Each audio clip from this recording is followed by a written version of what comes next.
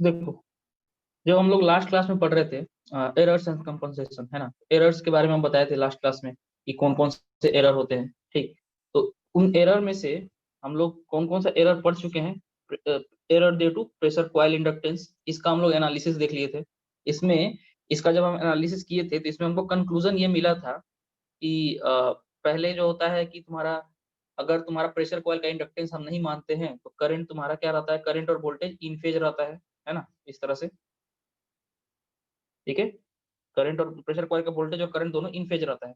लेकिन अगर हम जैसे ही उसका इंडक्टेंस को कंसीडर करते हैं तो तुम्हारा कहानी बदल जाता है। ठीक है, ये दोनों लैग करने लगते हैं, जिसके वजह से करंट कॉइल और प्रेशर कॉइल, इन दोनों के बीच का जो करंट है उसका एंगल जो है वो चेंज हो जाता है। ठीक, अब इस एंगल चेंज होने की वजह से क्या होता है, जो मेजर्ड पावर का वैल्यू है वो चेंज हो जाता है। ठीक है, तो उस मेजर्ड पावर का वैल्यू हम लोग क्या अल्टीमेटली कंक्लूजन किए थे, वो ये है। इसके लिए फॉर्मूला ये था, जिसमें फॉर्मूला में ये देखो देखो यहाँ ध्यान देखो, ये cos फाइव माइनस बीटा लग गया है। ठीक, इस फॉर्मूला में cos फाइव माइनस बीटा और ये cos बीटा एक्स्ट्रा टर्म आ गया है, जहां बीटा का वैल्यू कितना से दिया जाता है जी, बीटा का वैल्यू यहाँ से ऐसे निकल जाता है। ठीक है, तो ये हम लोग लास्ट क्लास में देखे थे, है ना।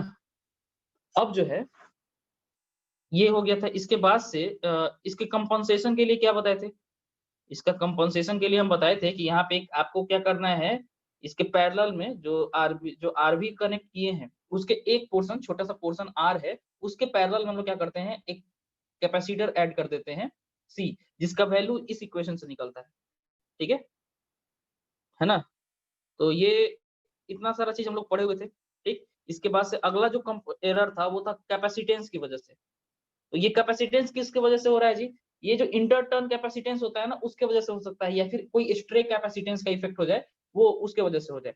तो इसका कैपेसिटेंस में हम लोग ये पढ़े कि इसका जो इफेक्ट होता है वो जस्ट अपोजिट टू होता है किसके, इंडक्टेंस से। इंडक्टेंस का इफेक्ट होता क्या था कि जो तुम्हारा मेजर्ड वैल्यू रहता था ना लैगिंग लोड के लिए, तो मेजर्ड वैल्यू क्या होता था, हाइयर होता था। तुम जितना ये जो मेजर्ड है ना, ये जो मेजर्ड वैल्यू है वो थोड़ा क्या होता था, ज्यादा आ जाता था नॉर्मल कंडीशन के तुलना में। ठीक, तो इससे एरर क्या हो जाता था, पॉजिटिव हो जाता था।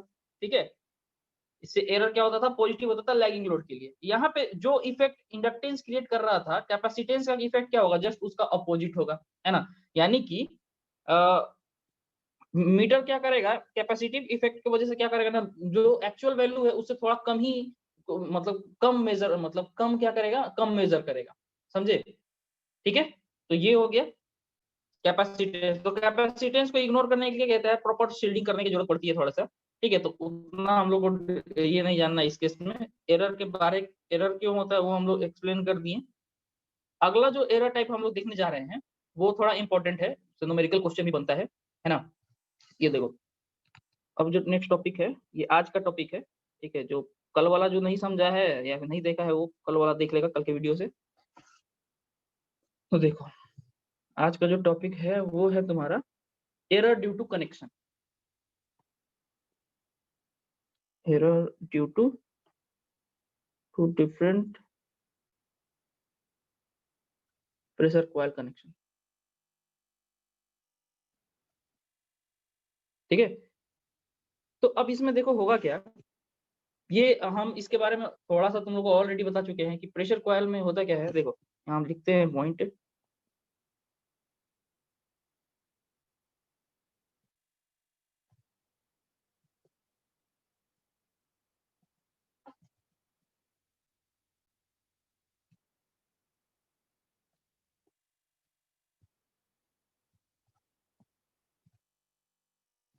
ठीक है, दो तरीके से प्रेशर कॉइल को हम लोग कनेक्ट कर सकते हैं। देखो, तो हम पहला फिगर बनाते हैं ऐसे, ये तुम्हारा करंट कॉइल हो गया, है ना। इसके बाद से क्या किए, यहाँ लोड डाल दिए, ये फिगर तो अब तुम लोग को दिमाग में हो ही गया होगा। तो एक कनेक्शन हम लोग क्या करते हैं, एक कनेक्शन ऐसा करते हैं इधर से। ठीक है, इधर से किए, यहाँ पे आर भी डाल दिए। एक तो ये कनेक्शन हो गया, इसमें हम नामकरण इस सबका नाम दिए थे अलग अलग, है ना। यहाँ पे एम दिए थे, इसको बोले थे सी बोले थे, नहीं इसको एल बोले थे, एम एल बोले थे। ये मेन हो गया, मेन से कनेक्टेड है इसलिए एल हो गया, इधर लोड से कनेक्ट करते हैं इसलिए ये सी हो गया, मान लो कॉमन करके बोल सकते हो। और इधर हम लोग मान लेते हैं भी, है ना। तो एम सी एल भी करके ऐसा इसका हम नामकरण दे दिए। ठीक है, अब इस कनेक्शन को हम लोग पार्टिकुलरली क्या कहेंगे, इसको बोलेंगे पहला एमसी कनेक्शन बोल सकते हैं इसको।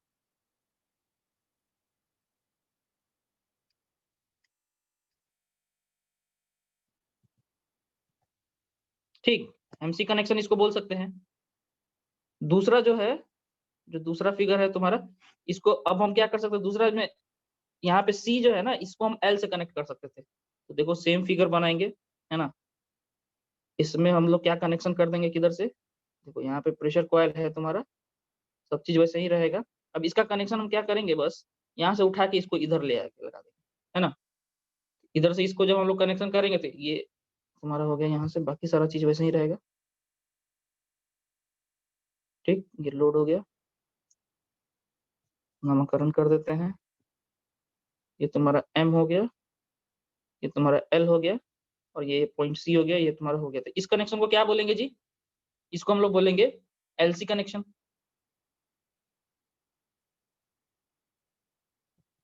ठीक है, तो देखो इसमें हम लोग ऐसे लिख सकते हैं,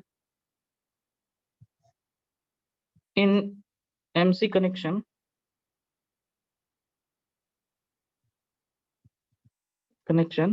करंट कॉइल जो है, देखो ये लोड के साइड में कनेक्टेड है। करंट कॉइल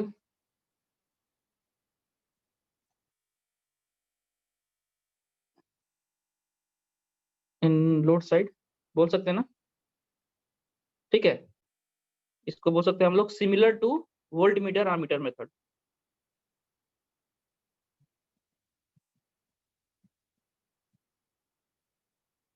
है ना जी, डीसी मेजरमेंट में हम बताए थे ना, वोल्ट मीटर पहले कनेक्ट किए उसके बाद में आमीटर, तो इसको वोल्ट मीटर आमीटर। ठीक है, MC connection, current coil is connected to load side. In this case, इस केस में जो एरर होता है, case error occurs due to power loss in, किसमें, ये करंट कॉइल जो है ना, इसमें जो पावर लॉस होगा, इसी के वजह से तुम्हारा इसमें एरर क्रिएट होगा, समझे। पावर लॉस इन करंट कॉइल। ठीक, तो जो मेजर्ड पावर है, पीएम जो तुम्हारा होगा वो पीटी प्लस पावर लॉस इन करंट कॉइल। ठीक है, ये पीएम का जो वैल्यू आ जाएगा इसमें पीटी, तो देखो प्लस इसमें जो होगा करंट कॉइल का square into R C. Current coil का जो भी रेसिस्टेंस हो, ठीक है, करंट कॉइल का रेसिस्टेंस जो भी हो, ठीक है, मान लेते करंट कॉइल का रेसिस्टेंस को हम लोग मान लिए आरसी। ठीक, तो तुम्हारा क्या हो गया, इसमें जो पावर लॉस होगा कितना, ये यहाँ करंट आईएल है, ठीक है, आईएल है, आईएल बराबर आईसीसी हो गया, है ना। ठीक है, तो यहाँ तुम आईसीसी स्क्वायर ये लिख सकते हो ना जी, है कि नहीं। इस केस में तुम्हारा इतना लॉस हो गया। अब इस आईसीसी को हम आईएल भी लिख सकते थे, कोई दिक्कत नहीं है ना। तो ये जो बंदा आया इतना, ये जो अमाउंट है, ये एरर हुआ कि नहीं। ठीक है, तो इसके लिए हम यहाँ लिखेंगे एरर इक्वल टू कितना, आईएल स्क्वायर आरसी। ठीक है, ये आम मीटर मेथड में ऐसा ही होता था। ठीक है, तुम जो भी तुम पावर मेजर करोगे ना, इसमें तो इस कनेक्शन कोई कनेक्शन इधर है ना, इसके वजह से जो तुम्हारा ये वोल्टेज जो है ना, ये लोड के वोल्टेज को डायरेक्टली मेजर नहीं कर पा रहा। देखो पोटेंशियल कॉइल पे लोड का वोल्टेज थोड़ी जा रहा है, देखो यहाँ पे ध्यान से, ये जो पोटेंशियल कॉइल है, इसको लोड का वोल्टेज नहीं मिल रहा, इसको इसका वोल्टेज प्लस इसका वोल्टेज वो मिल रहा है, यानी कि ये कुछ एक्स्ट्रा, मतलब इसको वोल्टेज थोड़ा ज्यादा मिल रहा है। इसी की वजह से क्या करता है ना, ये थोड़ा ज्यादा मेजर करता है, समझे। तो यही हो जाता है, यानी कि सारा खेल इसके वजह से आ रहा है। अगर इसका रेसिस्टेंस नहीं रहता तो ना वोल्टेज ड्रॉप होता, ना इसमें पावर लॉस होता, है ना। तो इसके वजह से यहाँ पे तुम्हारा आ जाता है, तो इस केस में इसका ये एरर का वैल्यू इतना आ जाता है। ठीक, दूसरा कनेक्शन हम लोग देखते हैं, इन एलसी कनेक्शन।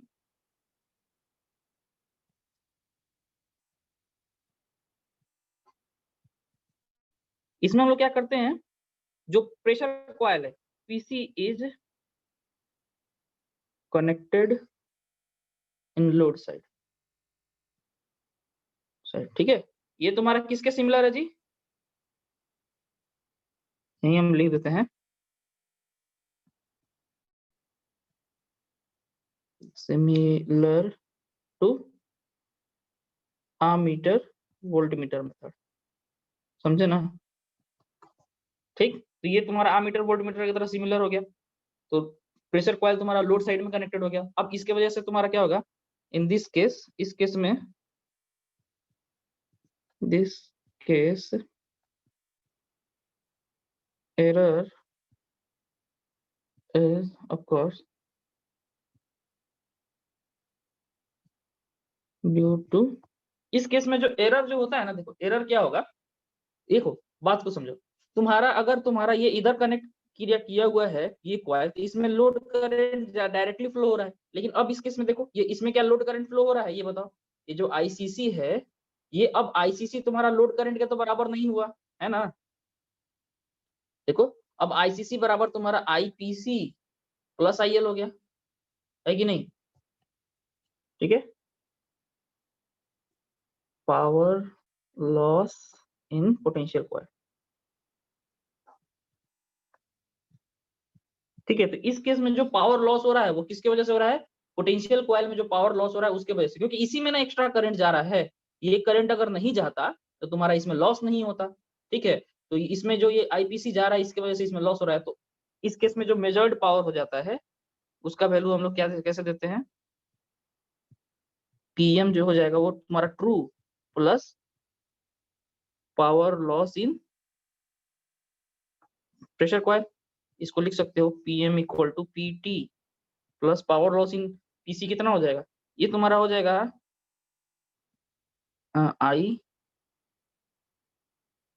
आई P C square R L R P. ठीक है, और P M is equal to P T plus IPC का वैल्यू हो जाता है वी स्क्वायर बटा PPC square divided by R P. ये भी हो सकता है। ठीक है,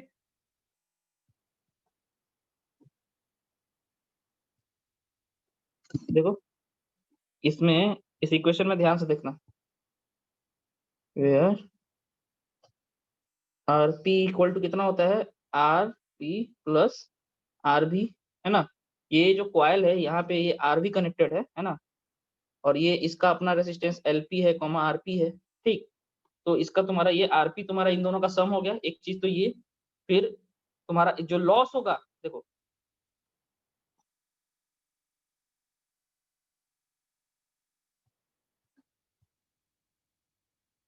ठीक है, तो हम इस कौन सा फॉर्मूला था, बी पी सी?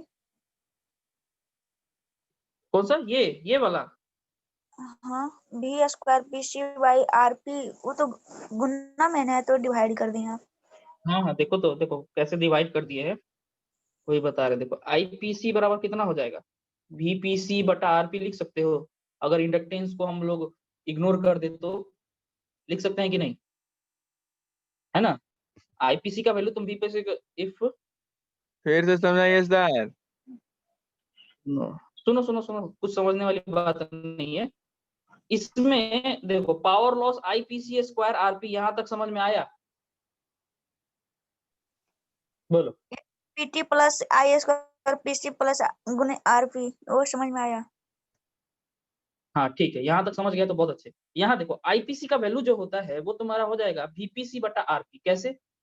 इस सर्किट का अगर हम लोग क्या करेंगे, इस मतलब करंट बराबर क्या होता है, वोल्टेज बटा टोटल रेसिस्टेंस या फिर इम्पीडेंस। इसमें हम लोग क्या किए हैं, इम्पीडेंस को इसको इग्नोर कर दिए हैं, इंडक्टेंस को इग्नोर कर दिए हैं। तो जब इंडक्टेंस को इग्नोर कर देते हैं तो उस प्रेशर कॉइल का जो रेसिस्टेंस मतलब टोटल रेसिस्टेंस कितना होगा, वो आरपी आएगा कि नहीं है।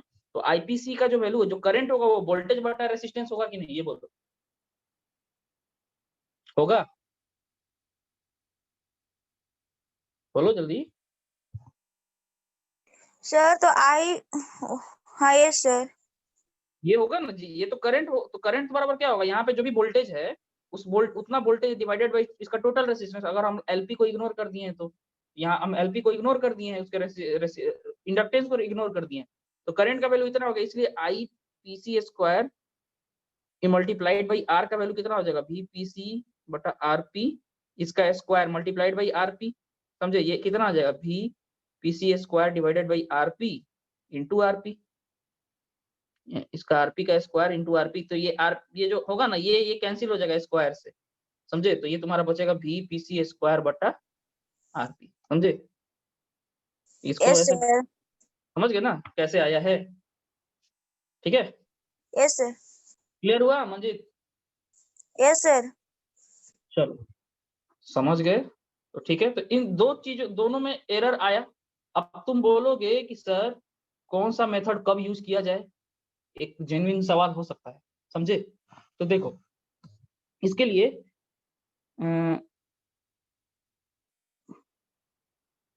MC कनेक्शन बोल सकते हैं ना, सन इज यूज्ड, देखो वेयर लोड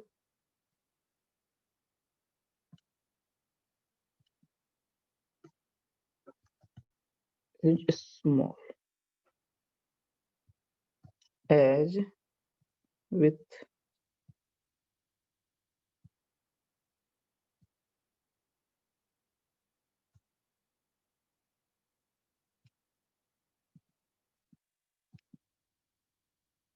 ठीक है, तो जो MC कनेक्शन है, देखो पहला वाला जो कनेक्शन था इसमें जो एरर आ रहा था वो कितना था, IL स्क्वायर इंटू RL, है ना, इफ देखो यहाँ पे if IL is lesser than error will be less,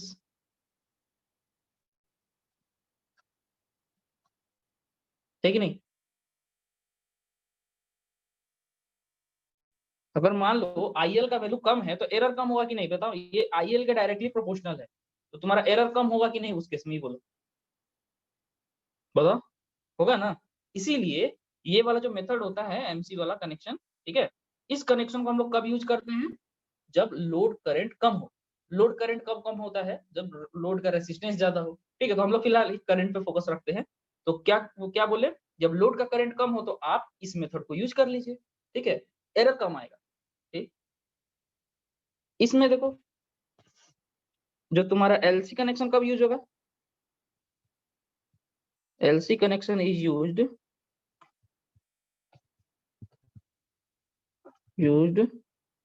when load current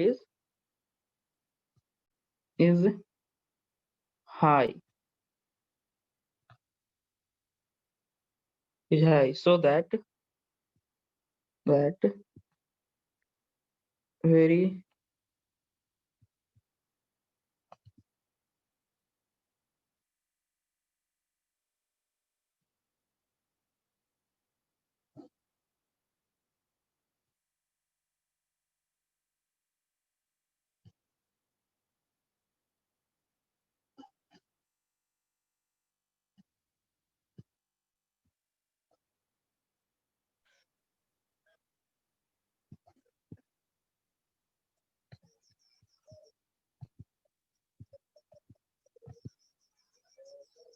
देखो मान लेते हैं अगर तुम्हारा लोड का करंट बहुत ज्यादा है, ठीक है, देखो इस केस में ये जो है ना सेकंड वाला केस, इसमें देखो एरर का ये तुम्हारा जो है यहाँ पे देखो ये IL का जो वैल्यू अगर मान लो बहुत ज्यादा है, ठीक, तो IL के कंपैरिजन में ये IPC तो डिपेंड करेगा इसके वोल्टेज पे, है ना, इस लोड का वोल्टेज पे डिपेंड करेगा, तो इस लोड करंट के रिस्पेक्ट में ये जो IPC होगा, जो पोटेंशियल कॉइल में जो करंट है इस केस में वो कम हो जाएगा अगर लोड का करंट ज्यादा है ना, तो इस केस में जो एरर होगा अगर लोड ज्यादा करंट है तो इसमें जब IPC में इधर जब कम करंट आएगा तो इसका एरर भी कम होगा, है ना, इसीलिए इसको तब प्रेफर किया जाता है जब लोड करंट क्या हो, ज्यादा हो, समझ गए, इसीलिए यहाँ लिखे हैं LC connection is used when load current is high, समझे, लोड करंट का जो वैल्यू जब हाई हो तब जाके हम लोग यूज करते हैं, क्योंकि उस केस में एरर क्या होगा, स्मॉल होगा, ठीक है, इतना चीज क्लियर हो गया ना, तो इस एरर, ठीक है, पूरा लाइन पढ़िए तो नीचे वाले। LC connection is used when load current is high so that very small current flows through pressure coil, ठीक है ना? Yes and hints error will be smaller, ठीक है? ठीक है सर। बीच में फ्लोज लिखे थे ना, वहाँ कंफ्यूज था क्या लिखे, अच्छा, इसलिए। ठीक है। धीरे धीरे मेरा राइटिंग तुम लोग समझ जाओगे यार, ठीक है? हो गया ये? अब देखो एक चीज हम लोग तुम लोग को याद होगा, आममीटर वोल्ट मीटर जब हम लोग पढ़े थे तो उसमें हम लोग बताए थे कि दोनों दोनों केस का एरर कब बराबर होता है, उसके लिए कंडीशन लिखे थे ना। वैसे ही वैसे ही यहाँ पे भी लिख सकते हैं, नोट पॉइंट करके लिख देते हैं, एग्जाम में लिखने की जरूरत नहीं है इसको। For error to be same in both cases, तो देखो एरर दोनों में कब होगा, जब तुम्हारा I L square R A is equal to B L square बटा आर पी, है ना? इसका मतलब है कि ये आर ए लिख रहे हैं जो, इसकी जगह पे आर सी लिखेंगे। ये आर सी का वैल्यू कितना हो जाएगा, बी एल बटा आई एल का स्क्वायर इंटू 1/RP, ठीक है? तो इन दो इससे रिलेटेड ऑब्जेक्टिव अगर पूछ सकता है, पता नहीं तुम लोग उतना नहीं पूछता होगा, लेकिन फॉर्मूला है तो हम डाल दे रहे हैं, ठीक है? ठीक है, तो ये दोनों का रिलेशनशिप, अगर एरर हम लोग क्या चाहते हैं, error to be same in both case, समझ गए? जब एरर हम चाहते हैं कि दोनों केस में सेम रहे, तब जाके ये फॉर्मूला है, ठीक है? तो देखो अब बात आ जाती है, सर आप एरर बता दिए, अब कंपनसेशन कैसे करेंगे? एरर तो हो रहा है, हमको पता चल गया है कि एरर हो रहा है, तो हमको कंपनसेट तो करना है उस एरर को। तो इसके कंपनसेशन के लिए एक जुगाड़ किया जाता है, ठीक है? तो वो क्या जुगाड़ है वो देख लो, क्या कैसे जुगाड़ किया जाता है।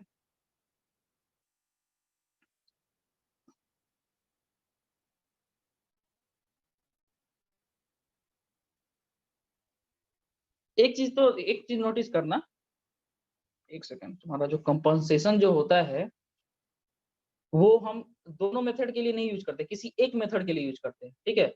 कंपनसेशन हम लोग को करना है तो मान लो कि उसके ऊपर बढ़ा है, ठीक है? तो कंपनसेशन हम किसी एक ही मेथड के लिए करते हैं, ठीक? देखो कंपनसेशन किसके लिए हम लोग पास, एक सेकंड यार,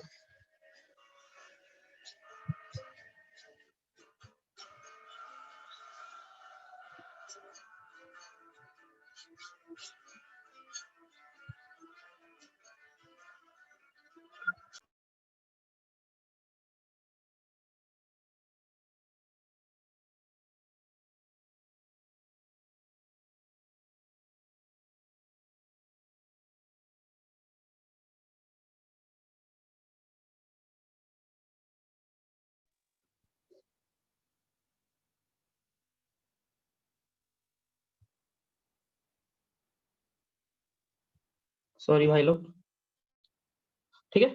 तो हाँ, हम ये बता रहे थे कि कंपनसेशन हमको करना है, ठीक है? तो कंपनसेशन देखो कैसे करते हैं। ये वाला जो मेथड है, देखो ये वाला जो मेथड है ये नॉर्मली लो करंट के लिए यूज किया जाता है। अगर तुम्हारा कम करंट है तो ये मेथड आप यूज कर लीजिए, इसमें एरर कम होगा, मेरा काम चल जाएगा। हम लोग कंपनसेशन क्या करते हैं ना, इस वाले मेथड में करते हैं। इस वाले मेथड में हम लोग कैसे कंपनसेशन करते हैं वो देख लो।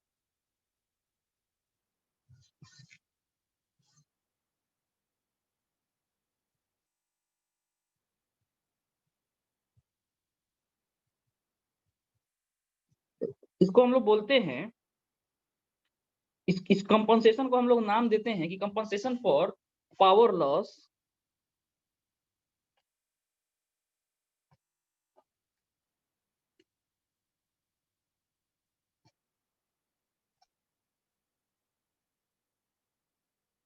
है ना? देखो प्रेशर कॉइल करंट जो है, प्रेशर कॉइल में जो करंट आया, ठीक, प्रेशर कॉइल में जो करंट था इस केस में, हम देखो इसी केस का हम लोग कंपनसेशन कर रहे हैं।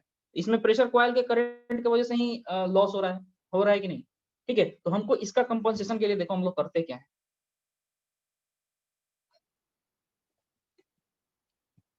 सब चीज वैसे ही रहेगा, इसको थोड़ा हम लोग बड़ा बनाते हैं।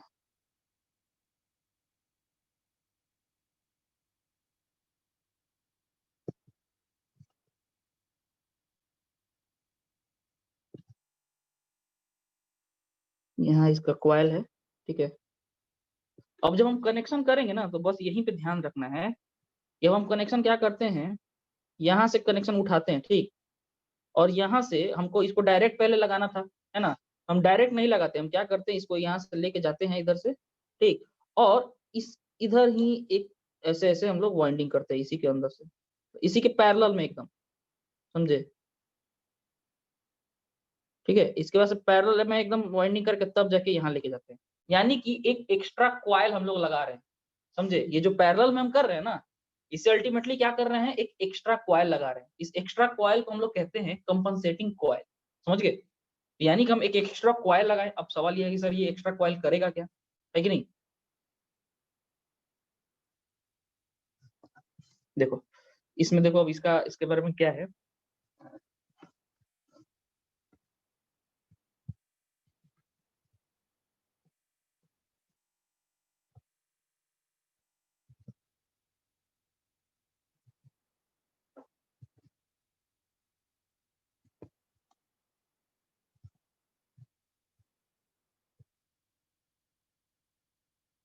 error due to pressure coil current can be minimized by using a compensating coil, by using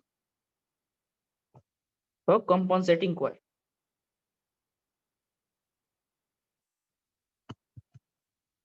ठीक है। क्या यूज करके, कंपनसेटिंग कॉइल, ठीक, एज शोन इन फिगर, ठीक। इसमें देखो अब होता क्या है कि अब सवाल एक ये हो सकता है कि सर ये कैसे कंपनसेशन कर रहा है, ठीक है। ये जेन्युइन सवाल आएगा कि सर ये कंपनसेशन हो रहा है तो कैसे हो रहा है। ये सीसी तुम्हारा हो गया, ठीक है। जो रेड वाला जो है वो तुम्हारा क्या हो गया, कंपनसेटिंग कॉइल हो सकता है, सीओसी हम बोल सकते हैं, है ना, ठीक है। कंपनसेटिंग कॉइल इसको हम बोल सकते हैं, सीओसी करके दिखा दिए, सीसी हो गया, ठीक। तो अब इसमें अब सवाल यही है कि सर कैसे कंपनसेशन हो रहा है वो तो जरा बता दीजिए, ठीक है। तो देखो होता क्या है, देखो in this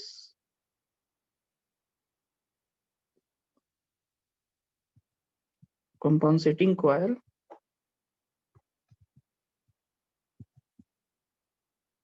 has same number of turns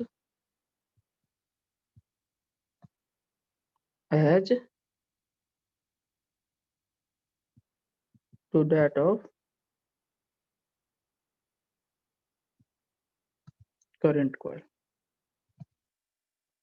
यानी कि ये जो करंट कॉइल है ना जी, जो ब्लैक वाला था, जो शुरुआत में पहले से था, उतना ही के बराबर टर्न हम लोग क्या करते हैं, उसके ऊपर से लगाते हैं, ठीक है। एकदम मतलब नंबर ऑफ टर्न्स बराबर होना चाहिए, ठीक, ठीक है। बोथ वाइंडिंग्स आर आइडेंटिकल, मतलब वाइंडिंग का थिकनेस उकनेस सब हम लोग आइडेंटिकल रखते हैं, ठीक है, ठीक।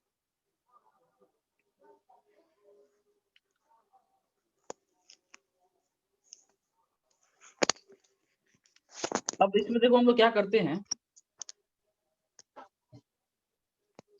तो अभी रुको, ठीक है। एक्चुअली देखो इसका कॉन्सेप्ट ये है, इसमें जो करंट जाएगा ना, करंट कॉइल में, करंट कॉइल का जो भी करंट होगा ना, वो तुम्हारा ये जो कंपनसेटिंग कॉइल में जो करंट जाएगा वो तुम्हारा करंट कॉइल के जस्ट अपोजिट में होगा, समझे। इससे क्या होता है, दोनों का जो फ्लक्स जो होता है ना, वो तुम्हारा कैंसल आउट कर देता है, समझे। तो फ्लक्स जो कैंसल आउट होने से क्या होता है कि जो एक्स्ट्रा जो डिफ्लेक्शन प्रोड्यूस होता था प्रेशर कॉइल करंट के वजह से, वो प्रेशर कॉइल के करंट की वजह से एक्चुअली डिफ्लेक्शन कैसे प्रोड्यूस होता है, वो फ्लक्स के वजह से प्रोड्यूस होता है, समझे। तो वो फ्लक्स का वैल्यू कब कम होगा, जब तुम्हारा करंट कम होगा। तो प्रेशर कॉइल में जो करंट आ जा रहा है एक्स्ट्रा, इसके वजह से तुम्हारा फ्लक्स का मान लो वैल्यू बढ़ गया, समझे। तो इससे तुम्हारा क्या हो रहा था कि वो तुम्हारा मेजरमेंट ज्यादा दिखा रहा था। अब हम करते क्या है ना कि ये कंपनसेटिंग कॉइल लगाते हैं और इसका करंट का मतलब कॉइल का कॉइल जो हम लोग लगाए हैं मतलब सेम नंबर ऑफ टर्न्स में लगा दिए हैं। अब इसके बाद से हम लोग क्या करते हैं इसमें कि मतलब इसके जस्ट अपोजिट में करंट फ्लो कराते हैं। जैसे देखो इसका करंट का डायरेक्शन इधर से है ना, इसमें इस तरह से करंट जा रहा है, लेकिन जो तुम्हारा कंपनसेटिंग कॉइल है उसमें करंट का डायरेक्शन देखो इधर से इसमें आ रहा है कि नहीं। तो इसमें इसका जो करंट का डायरेक्शन है वो इस वाले के करंट के अपोजिट हो गया। इससे क्या होगा, इन दोनों का फ्लक्स जो होगा वो अपोजिंग नेचर का होगा। तो एक्स्ट्रा जो भी इसके वजह से जो फ्लक्स क्रिएट हो रहा था पहले, वो अब कैंसल आउट हो जाएगा, है ना। तो अब इसके जब ये कैंसल आउट हो जाएगा तो तुम्हारा क्या होगा, वो एक्स्ट्रा जो डिफ्लेक्शन क्रिएट हो रहा था, एक्स्ट्रा डिफ्लेक्शन का मतलब एक्स्ट्रा पावर मेजर हो जा रहा था, तो वो एक्स्ट्रा डिफ्लेक्शन अब नहीं होगा। एक्स्ट्रा डिफ्लेक्शन बच गया तो मेरा कंपनसेटिंग कॉइल मेरा सही से काम कर रहा है। ठीक है, समझ गए। Yes sir. हम लोग लिखेंगे the direction of current in compensating coil is opposite. ठीक है,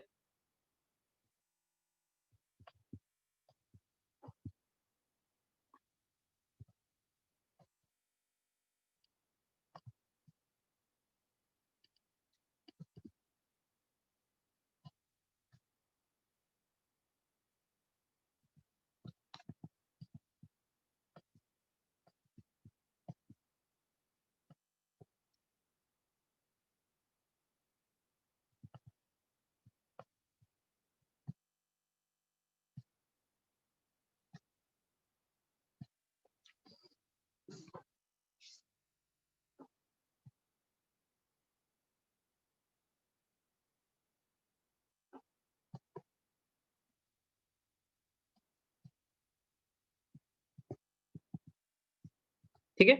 इससे क्या होगा, इसका फ्लक्स जो है मेन फ्लक्स को क्या करेगा, अपोज करेगा। ठीक, अब इससे क्या होगा,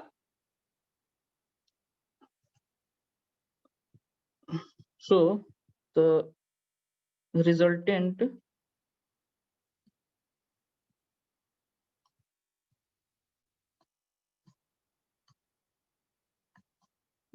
ठीक है।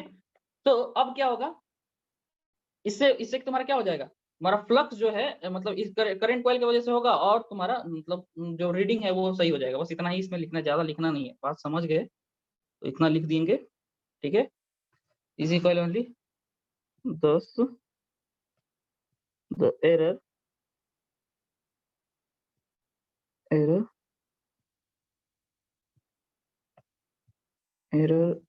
ड्यू टू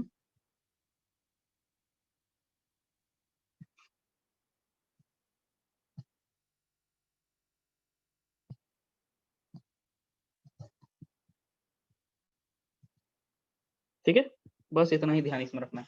समझ गए ना, कोई दिक्कत। बस सीधा सीधी कंसेप्ट ध्यान रखो कि यहाँ पे नंबर ऑफ टर्न्स हम लोग लगा देते हैं, इक्वल नंबर ऑफ टर्न्स लगाते हैं, और क्या करते हैं कि करंट जो है अपोजिट में डालते हैं। तो करंट जो, तो जो भी एक्स्ट्रा करंट इसमें आ रहा था ना, है ना, वो एक्स्ट्रा करंट जो है, एक्स्ट्रा करंट की वजह से जो मैग्नेटिक फ्लक्स था वो सारा कैंसिल आउट हो जाता है। तो जो मेन जो, तो पहले जितना बिना, मान लो कि ये इसमें करंट नहीं जाता तो कोई कोई कंपनसेशन नहीं होता, है ना। तो जो एक्स्ट्रा करंट इसमें जा रहा है और इसमें जा रहा है, ये दोनों कैंसिल हो जाता है। तो एक्स्ट्रा करंट कैंसिल हो गया तो तुम्हारा एरर जो एक्स्ट्रा इसकी वजह से हो रहा था वो हट जाएगा। ठीक है, एक्स्ट्रा करंट का जो इफेक्ट है वो वही हम लोग कैंसिल कर दिए। करंट को कम नहीं किए, लेकिन उसके इफेक्ट को वो कम कर दिए। ठीक है, ये हो गया।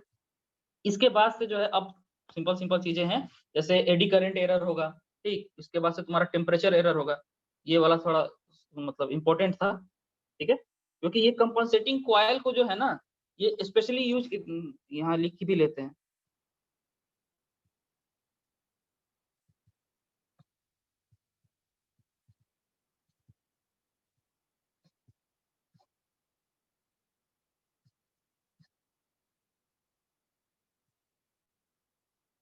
लो पावर फैक्टर वाट मीटर में हम लोग यूज करते हैं।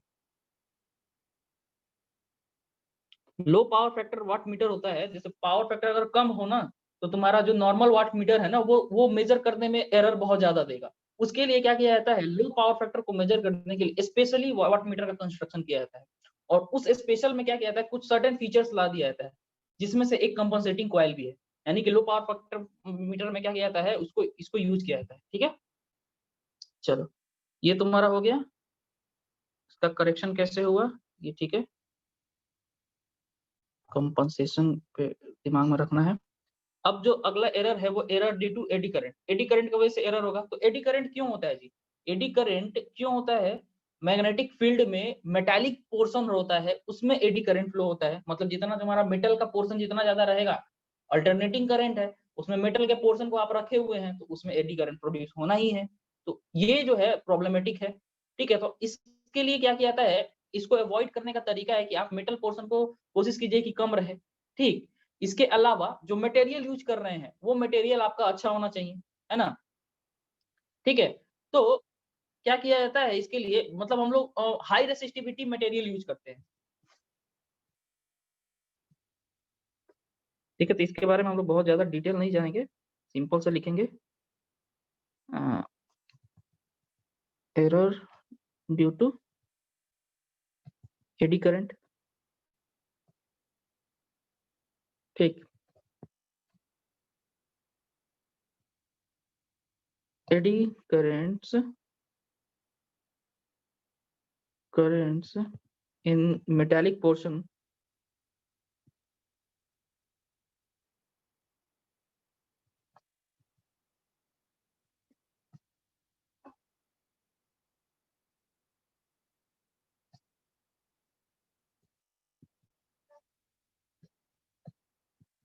ठीक है, इसके वजह से भी एरर होता है। दिस कैन बी मिनिमाइज्ड, इसको हम लोग देखो एग्जैक्ट इसका कैलकुलेशन नहीं कर सकते, एडी करंट का कोई कैलकुलेशन नहीं, वो करंट का क्या मैग्नीट्यूड है ये सब उतना कैलकुलेशन नहीं हो पाता, लेकिन उसको मिनिमाइज करने के लिए हम लोग क्या कर सकते हैं, हाई रेसिस्टिविटी मटेरियल यूज कर सकते हैं, ठीक है। दिस कैन बी मिनिमाइज्ड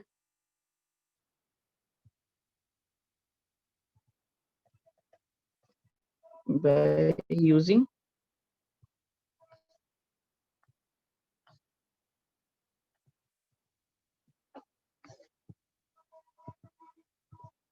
ठीक है, बस इतना ही, इसमें ज्यादा कुछ इसमें नहीं लिखना है, ठीक। इसके बाद जो अगला है स्ट्रे मैग्नेटिक फील्ड एरर, ये इंपॉर्टेंट है,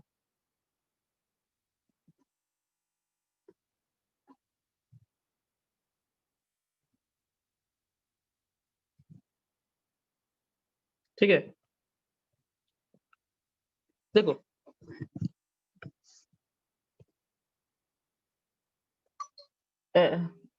एज देखो इस केस में देखो परमानेंट मैग्नेट हम लोग तो यूज नहीं करते भाई, है कि नहीं, हम लोग परमानेंट मैग्नेट तो यूज कर नहीं रहे हैं। तो परमानेंट मैग्नेट जब हम लोग यूज नहीं कर रहे हैं तो इससे क्या होता है कि इसका मैग्नेटिक फील्ड जो है वो तुम्हारा वो क्या होता है, वीक होता है, ठीक है, समझ गए ना। मैग्नेटिक फील्ड इसका अपना जो मैग्नेटिक फील्ड है वो वीक है। वीक होने का रीजन क्या है, क्योंकि हम परमानेंट मैग्नेट यूज नहीं कर रहे हैं, ठीक है।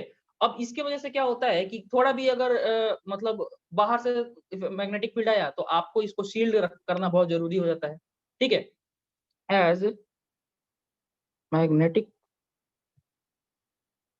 Field of EDM type instruments are weak, so error can also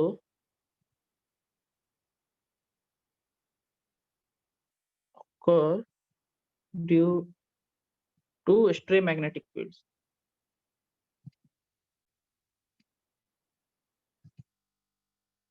ठीक है। टू अवॉइड दिस, इसको अवॉइड करने के लिए हम लोग क्या करते हैं, avoid this we use special shielding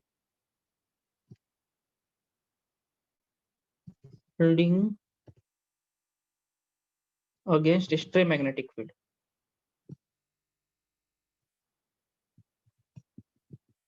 ठीक है। तो स्ट्रे मैग्नेटिक फील्ड के अगेंस्ट हम लोग क्या करते हैं, स्पेशल शील्डिंग यूज करते हैं, ठीक। अब देखो अब इसमें हम लोग क्या, हम 3 कैटेगरी का इंस्ट्रूमेंट जानेंगे। देखो जो कोई वाट मीटर जो है वो 3 टाइप का हो सकता है। देखो एक हो सकता है स्विच बोर्ड टाइप, है ना, स्विच बोर्ड टाइप मतलब आपको यहाँ वाट मीटर लगा के रखे हुए हैं, समझ गए, और क्या कर रहे हैं कि आपको जो भी मेजरमेंट करना है इंस्ट्रूमेंट को यहीं पे ले आके मेजरमेंट कीजिए। एक तो ये हो गया स्विच बोर्ड टाइप। दूसरा हुआ तुम्हारा पोर्टेबल, है ना, पोर्टेबल मतलब तुमको फील्ड में ले जाके तुम मेजर कर लो, दूसरा टाइप। तीसरा टाइप हो गया जो होता है वो प्रिसीजन टाइप बोलते हैं। तो प्रिसीजन टाइप जो होता है वो उसमें क्या होता है ना, प्रिसीजन कहने का मतलब है कि मतलब हमको ज्यादा उसका मतलब उस इंस्ट्रूमेंट को थोड़ा ज्यादा केयर करना पड़ेगा, मतलब उसको मैग्नेटिक फील्ड से एकदम बचाना पड़ेगा, ठीक है। अगर मान लो ज्यादा स्ट्रे मैग्नेटिक फील्ड रहेगा तो प्रिसीजन गड़बड़ हो सकता है, जिसके वजह से तुम्हारा एक्यूरेसी भी गड़बड़ा सकता है, एरर आ सकता है, ठीक। तो इसके लिए तो प्रिसीजन टाइप इंस्ट्रूमेंट के लिए स्पेशल अरेंजमेंट किया जाता है। तो देखो हम लोग क्या करते हैं, तीनों तीनों टाइप के इंस्ट्रूमेंट के बारे में हम लोग बारी बारी से जान लेते हैं कि क्या क्या यूज किया जाता है। देखो स्पेशल शील्डिंग है ना, देखो देखो इसमें हम लोग लिखेंगे बारी बारी से। तो तुम्हारा पहला एक जो है तुम्हारा जो है पहला जो हम लोग किसके लिए यूज करेंगे, for portable type instrument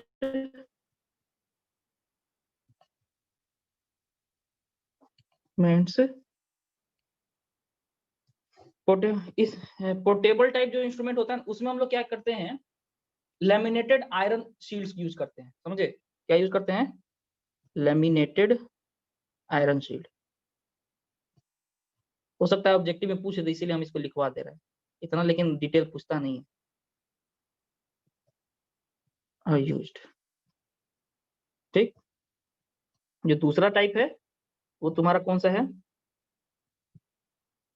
in switchboard type.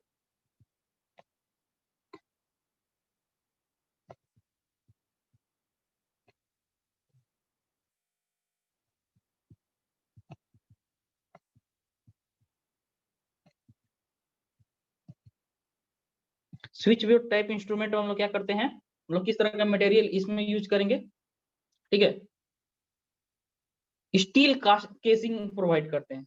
यहाँ आयरन था, हम लोग यहाँ इसमें क्या प्रोवाइड करेंगे जी, steel casing. Steel casing are used, ठीक है। जो थर्ड है, तो थर्ड टाइप जो है वो तुम्हारा है इन प्रिसीजन इंस्ट्रूमेंट। ये थोड़ा इंपॉर्टेंट है, in precise type watt meter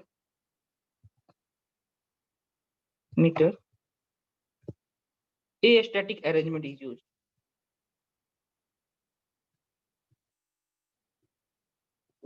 रुक जा, special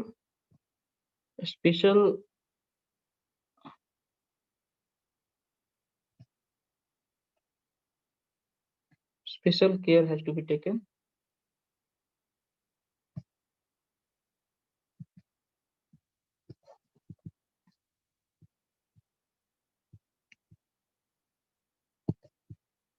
so a special arrangement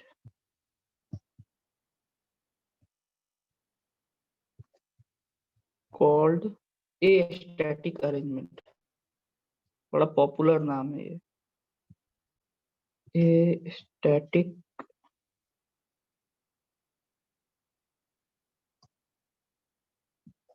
is used, ठीक है। इसलिए यूज किया जाता है to avoid stray magnetic field,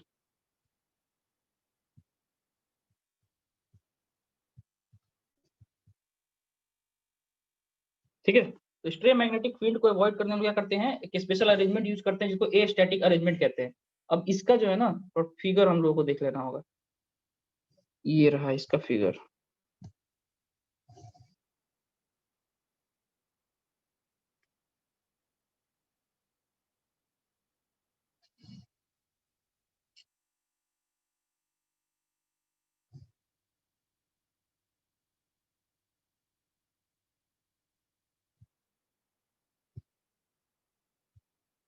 ये रहा तुम्हारा ए स्टैटिक अरेंजमेंट, समझे।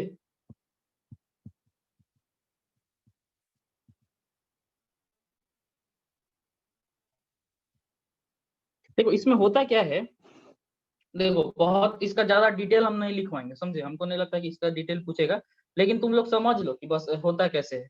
देखो क्या होगा ना, मैग्नेटिक फील्ड जब आता है तो तुम्हारा एक्स्ट्रा मैग्नेटिक फील्ड आएगा तो क्या होगा, तुम्हारा मैग्नेटिक फील्ड बढ़ सकता है या घट जाएगा। इसी की वजह से ना एरर क्रिएट होगा, है कि नहीं। तो मैग्नेटिक फील्ड बढ़ने घटने का हम लोग क्या तरीका ढूंढते हैं कि जो तुम्हारा मूविंग कॉइल है और करंट कॉइल है इसको दो पार्ट में बांट देते हैं। मतलब ये स्पेशल अरेंजमेंट है पूरा मशीन का। देखो मूविंग कॉइल एक यहाँ है, एक यहाँ है, यहाँ स्टेशनरी कॉइल है, इन दोनों को दो पार्ट में बांट दिए, ठीक। और इसका पोजीशन भी थोड़ा मतलब अपोजिट टाइप का रखते हैं। और देखो करंट का डायरेक्शन भी इसमें हम लोग क्या करते हैं,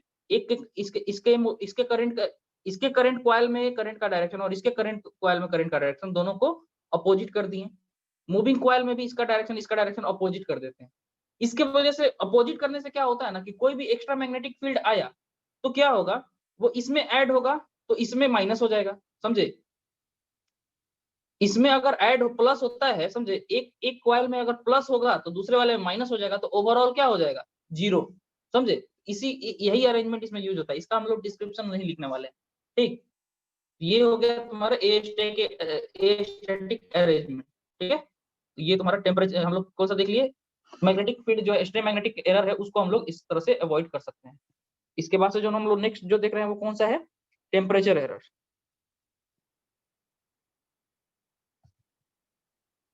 एरर्स देखो, तो टेम्परेचर एरर में क्या होता है, resistance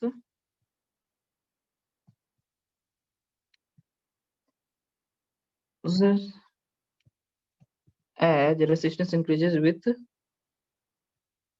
temperature,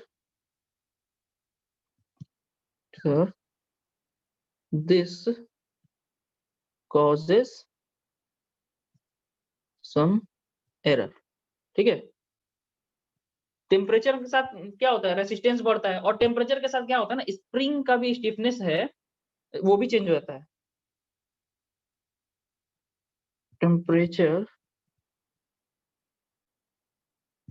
also changes stiffness of spring,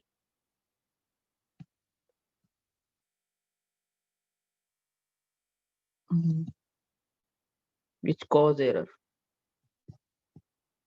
समझ गए ना। तो एरर में हमको बता दिए कि एरर क्यों हो रहा है, ठीक है। अब इसके लिए हमको क्या करना पड़ेगा, इसके लिए हम लोग क्या करते हैं, देखो हाई प्रिसीजन, जो भी हाई प्रिसीजन इंस्ट्रूमेंट होते हैं, देखो हाई प्रिसीजन इंस्ट्रूमेंट में ये स्पेशल केयर किया जाता है। हाई प्रिसीजन इंस्ट्रूमेंट मींस इसमें हम लोग क्या करेंगे, आर फिटेड विथ, इसमें हम लोग क्या करते हैं, एक टेम्परेचर कंपनसेटिंग रेसिस्टर लगाते हैं, समझे। टेम्परेचर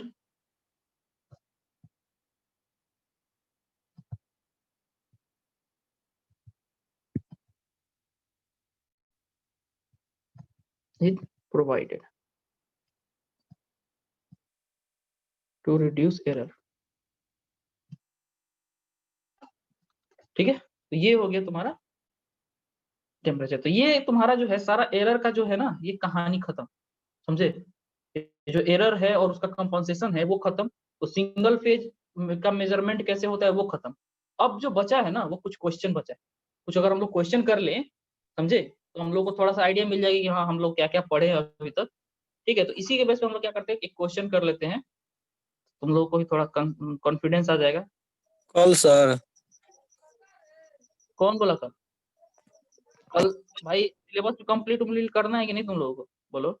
अभी 9 बजा नहीं है, अभी 10 मिनट टाइम है, तो वेट कर लो, ठीक है। देखो क्वेश्चन पहले समझो आराम से।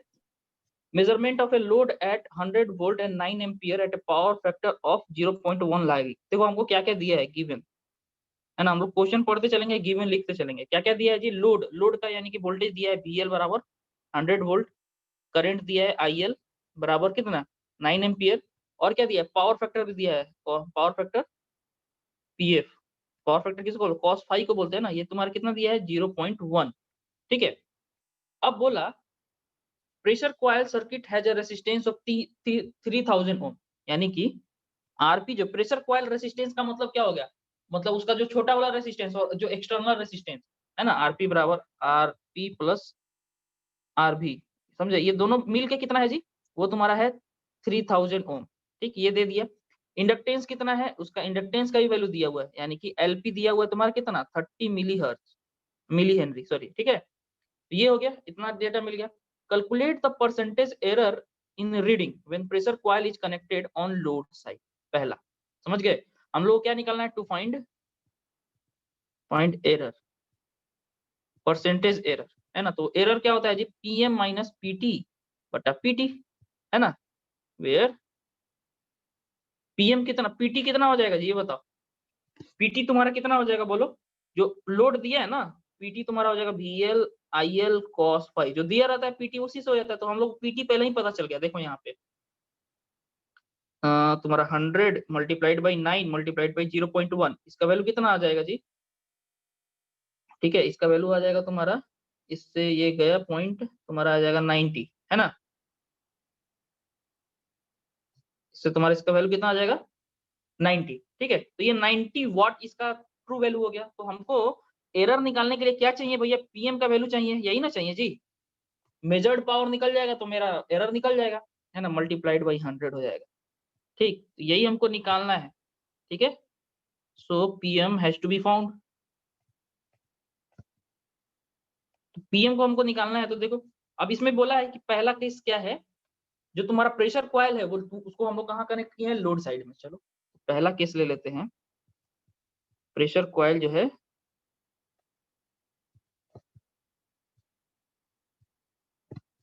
On load side. तो डायग्राम कैसे बनेगा, प्रेशर कॉइल को अगर आप लोड साइड में कनेक्ट कर देंगे तो तुम्हारा डायग्राम कुछ ऐसे बनेगा कि तुम्हारा इधर से लोड हो गया, ठीक। अब यहाँ प्रेशर कॉइल हम लोड साइड में कनेक्ट किए हैं ना, तो इधर से ऐसे लेंगे, ठीक है। देखो तो ये प्रेशर कॉइल तुम्हारा लोड साइड में कनेक्टेड हो गया ना जी,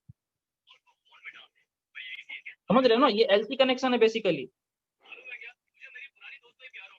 ठीक है, आरबी हो गया, ठीक।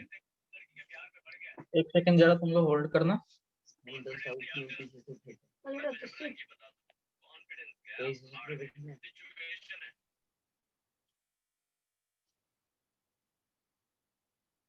डायग्राम तो हम बना दिए, है ना, डायग्राम हम बना दिए। अब क्या हमको निकालना है जी, पीएम निकालना है, यही ना जी, मेजर्ड पावर निकालना है।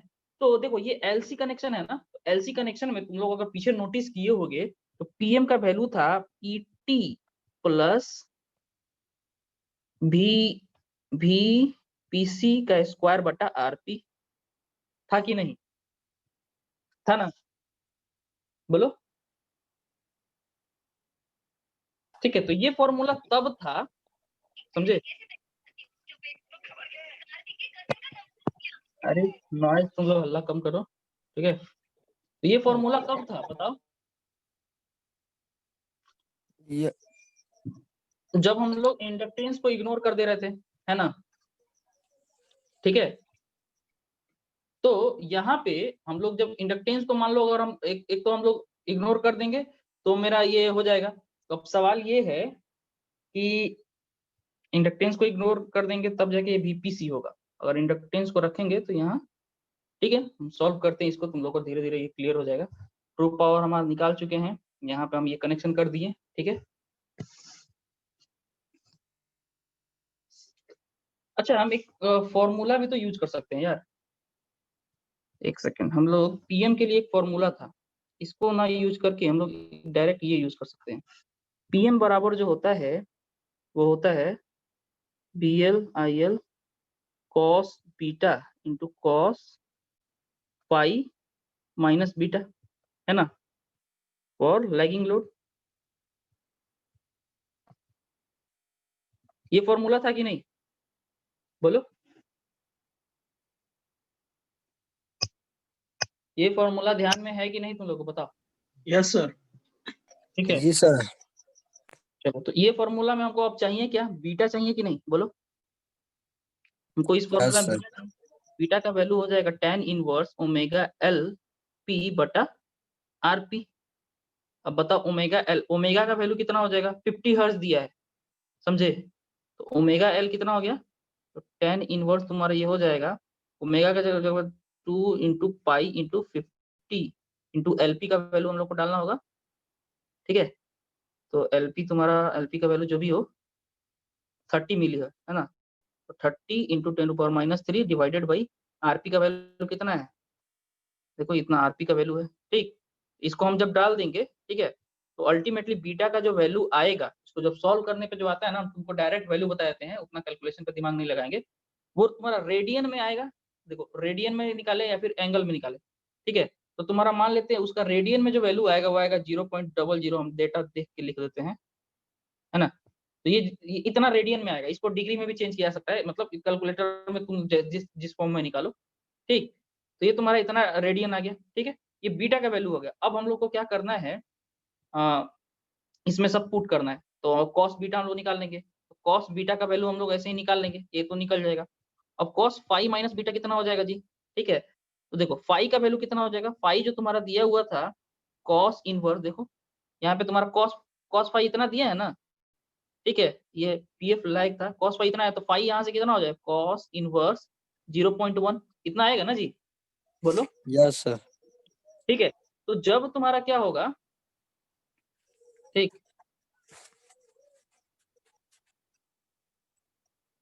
हाँ, तो हम लोग इसको क्या करेंगे, यहाँ पे कॉस इनवर्स हम लोग फाई डाल दिए 0.1, ठीक। तो फाई निकल गया, इसलिए कॉस फाई माइनस बीटा का वैल्यू कितना आ जाएगा, कॉस हम लोग ऐसे लिख सकते हैं, कॉस इनवर्स 0.1 माइनस बीटा का वैल्यू 0.0013 रेडियन, ठीक। इतना हम लोग लिख सकते हैं। इसका कैलकुलेशन अब करना पड़ेगा यार, थोड़ा सा समझे, थोड़ा सा कैलकुलेशन ही चाहिए। ये हम लोग कैलकुलेशन अगर कर लेंगे,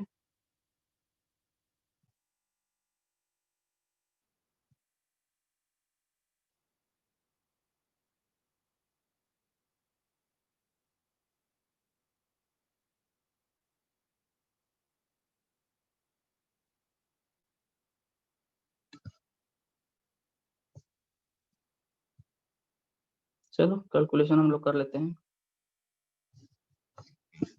इसको हम लोग रेडियन में डाल दिए कैलकुलेटर को। अब इसमें क्या किए, 0.1 का कॉस इनवर्स निकाल दिए, इसमें से माइनस कितना करेंगे, 0.0013 इक्वल्स। अब इसका हम लोग क्या करेंगे, कॉस ले लेंगे। इसका कॉस जब लेंगे तो कितना आ जाएगा, कितना आ जाएगा 0.1012। इसको लगभग इतना ही लिखेंगे तभी काम चल जाएगा, ठीक है। तो कॉस फाइव माइनस बीटा लगभग इतना आ गया, ठीक। ये हो गया मेरा।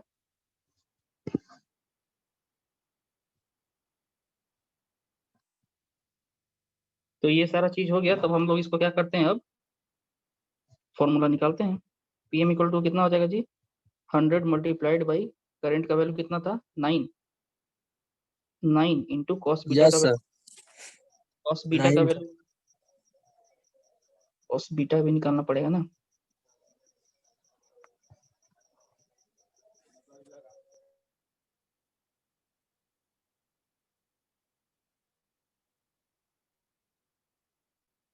जीरो पॉइंट जीरो जीरो 313, इसका कॉस निकालेंगे तो इतना आ गया 0.99, ठीक। कॉस बीटा हम लोग करेंगे तो 0.99 मान लेते हैं, 0.99 ही रन देते हैं, इंटू 0.101 ऐसे डाल दिए, कॉस फाइव माइनस बीटा, ये हो गया, ठीक है, ठीक। इसका वैल्यू कितना आ जाएगा, मल्टीप्लाई करते हैं हम लोग, 0.99 मल्टीप्लाइड बाई 0.101 मल्टीप्लाइड बाई, एक second, 0.99 multiplied by 0.101 equal to, फिर इसमें मल्टीप्लाई कर देंगे 9 से, फिर मल्टीप्लाई कर देंगे 100 से, हमारा ये आ जाएगा 89.991, ठीक है। अब इस हिसाब से देखो तो एरर अब कितना आ जाएगा जी,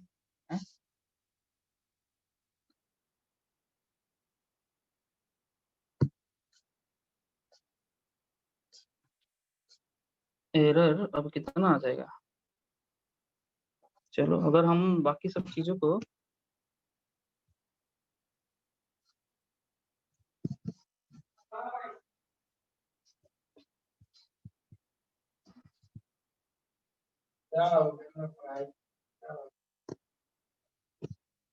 एरर का वैल्यू तुम्हारा हो जाएगा,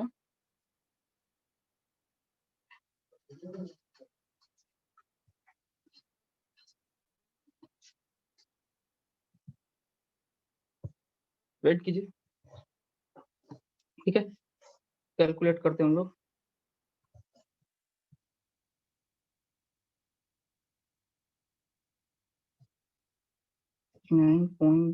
नहीं कुछ ज्यादा तो नहीं आ रहा यार। 90 डिवाइडेड बाई 90 डिवाइडेड बाई 100 0.01 आ रहा है, ये बहुत कम आ रहा है। ठीक है, इसमें एरर कुछ ज्यादा होगा, इसमें कुछ ना कुछ गड़बड़ है। ठीक है, क्या गड़बड़ है?